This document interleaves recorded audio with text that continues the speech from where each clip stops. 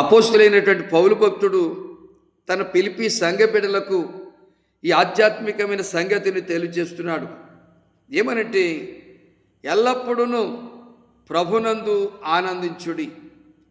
మరలా చెప్పుదును, ప్రభునందు ఆనందించుడి అంటున్నాడు.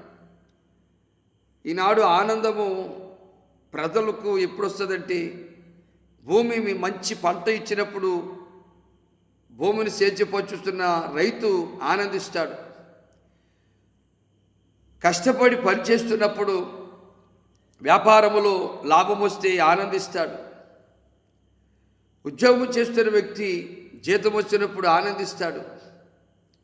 చదువుతున్నటువంటి యవన స్త్రీలు, యవన పురుషులు చదువులో విజయం వచ్చినప్పుడు, మంచి మార్కులు వచ్చినప్పుడు ఆనందిస్తారు. ఉద్యోగ ప్రయత్నం చేస్తున్నప్పుడు ఆ ప్రయత్నములో విజయాన్ని సాధించి ఉద్యోగం వస్తే ఆనందిస్తాడు. కానీ ఇక్కడ అపోస్తులైన పౌలు గారు ఏమంటున్నారంటే, ఎల్లప్పుడూ ఆనందించండి.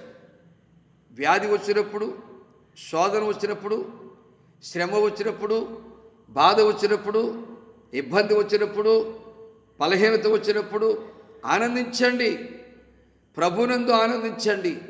ఎందుకు ఆనందం అంటే, నా ప్రభువు ఈ శోధన నుంచి విడిపిస్తాడనే ఆనందం, నా ప్రభువు ఈ సమస్య నుంచి తొలగిస్తాడనే ఆనందం, నా ప్రభువు ఈ వ్యాధి నుంచి నాకు విడుదల కలిగిస్తాడని ఆనందము నీవు కలిగి ఉండాలి.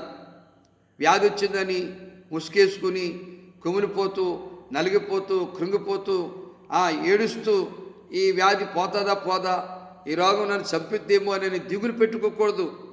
ఎందుకంటే ప్రభు సమీపంగా ఉన్నాడు. కంచిశర్ల పట్టణ ప్రజలారా, మన కులస్తులు సమీపంగా ఉన్నా, మన బంధువులు సమీపంగా ఉన్నా, మన తోబుట్టువులు సమీపంగా ఉన్నా, మన స్నేహితులు సమీపంగా ఉన్నా వాళ్ళు ఏం చేయగలుగుతారు? కానీ ప్రభు సమీపంగా ఉన్నాడని పౌలు గారు ఫిలిప్పీ సంఘ బిడ్డలతో మాట్లాడుతున్నాడు.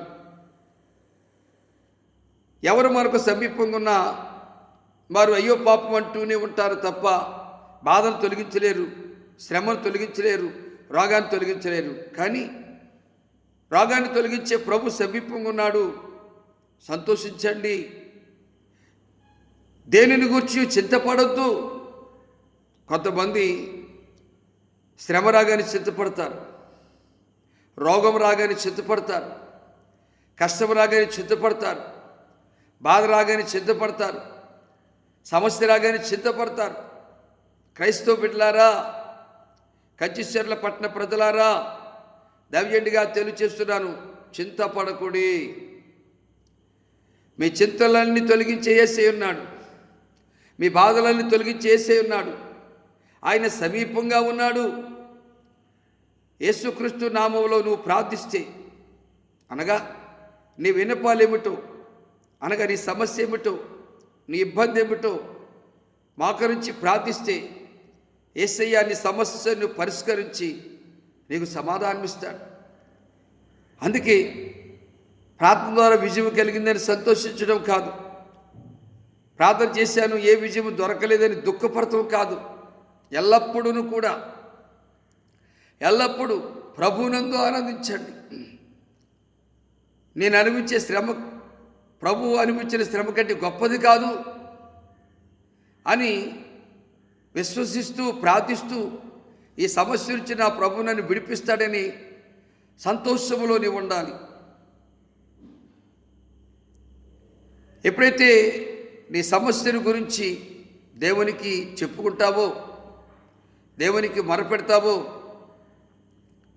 జీవము గల దేవుడు నీ సమస్యను పరిష్కరించి నీకు సమాధానం ఇస్తాడు.